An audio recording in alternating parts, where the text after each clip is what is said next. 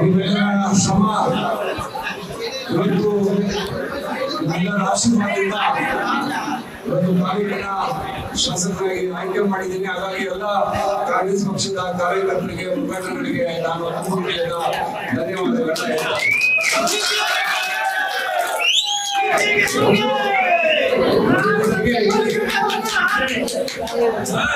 ಕಾಂಗ್ರೆಸ್ ಪಕ್ಷದ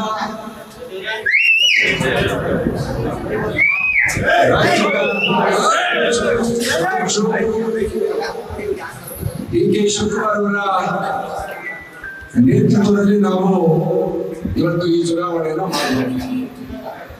ರಾಜ್ಯದ ಮುಖ್ಯಮಂತ್ರಿಗಳಾದ ಸಿದ್ದರಾಮಯ್ಯವರು ಬಂದು 2 ಸಾರಿ ಸಭೆಗಳನ್ನ ಮಾಡಿ ಆಶೀರ್ವಾದ ಮಾಡಿ ನಮ್ಮ ತಾಲೂಕಿನ ಜನತೆಯನ್ನು ಉದ್ದೇಶಿಸಿ ಮಾತಾಡಿ ಏನು ಸರ್ಕಾರದ ಕಾರ್ಯಕ್ರಮಗಳ ಬಗ್ಗೆ ಮತ್ತೆ ನನಗೆ ಮತ ಹಾಕುವಂತೆ ಅವರು ಒಂದು ಮನವಿ ಮಾಡಿಕೊಂಡು ಡಿ.ಕೆ. ಶಿವಕುಮಾರ್ ಅವರು ಕೂಡ 2 ಬಾರಿ ತಾಲೂಕಿನ ಉದ್ದಗಲಕ್ಕೂ ಪ್ರವಾಸ ಮಾಡಿ ನಮ್ಮ ತಾಲೂಕಿನ ನಾಗರಿಕರಲ್ಲಿ ಅಭಿವೃದ್ಧಿ ವಿಚಾರವಾಗಿ ಈಗಾಗಲೇ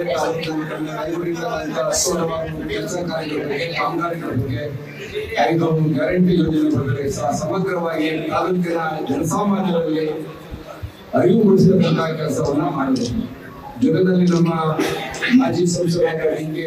ಸುರೇಶ್ ಅವರ ಹೋರಾಟ, ಅವರ ಜೊತೆಯಲ್ಲಿ ಬಹಳಷ್ಟು ಜನ ರಾಜ್ಯದ ಮಂತ್ರಿಗಳು, ಶಾಸಕರು, ಮಾಜಿ ಶಾಸಕರು, ಬಹಳಷ್ಟು ಜನ ಕಾಂಗ್ರೆಸ್ ಪಕ್ಷದ ಕಾರ್ಯಕರ್ತರು ಹೋರಾಟವಾದ ಫಲ ಇವತ್ತು ಈ ಚುನಾವಣೆಯಲ್ಲಿ ನಾವು ಗೆದ್ದಿದ್ದೀವಿ. ಪ್ರಮುಖವಾಗಿ ರಾಮಣ್ಣ ಅವರು ನನ್ನ ಜೊತೆ ನಾಯಕರು ನಿಂತುಕೊಂಡು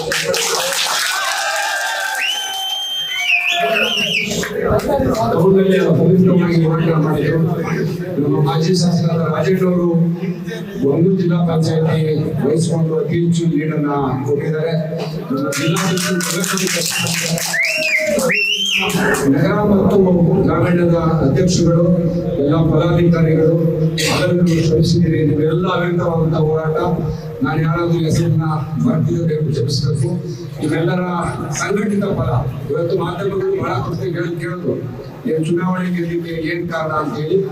ಒಟ್ಟು ಇವತ್ತು ಕಾಂಗ್ರೆಸ್ನ ಸಂಘಟಿತವಾದಂತಹ ಹೋರಾಟ, ನಾವೆಲ್ಲ ಒಗ್ಗಟ್ಟಾಗಿ ಹೋರಾಟ ಮಾಡುವ ಫಲ ಇವತ್ತು ಈ ಸಂದರ್ಭದಲ್ಲಿ 6-7 ವರ್ಷದಿಂದ ನಡೆದಂತ ಒಂದು ಬೇರನ್ನ ಕಿತ್ತಾಕಿದ್ದೀವಿ.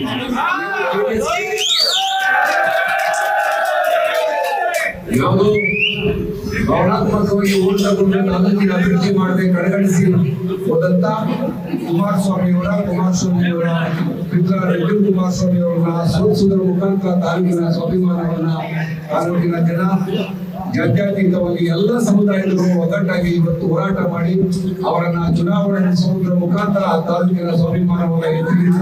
ಹಾಗಾಗಿ ಎಲ್ಲ ತಾಲೂಕಿನ ಕಾಂಗ್ರೆಸ್ ಬಂಧುಗಳಿಗೆ, ಕಾರ್ಯಕರ್ತರಿಗೆ ನಿಮ್ಮ ಹೋರಾಟ ನಮ್ಮ ಏನು ಈ ಚುನಾವಣಾ ಪ್ರಚಾರದಲ್ಲಿ ಏನಾದರೂ ತಪ್ಪಿ ಸಣ್ಣ ಪುಟ್ಟ ಏರುಪೇರುಗಳಾಗಿದ್ರೆ ದಯವಿಟ್ಟು ತಮ್ಮಲ್ಲಿ ಕ್ಷಮೆ ಇರಲಿ.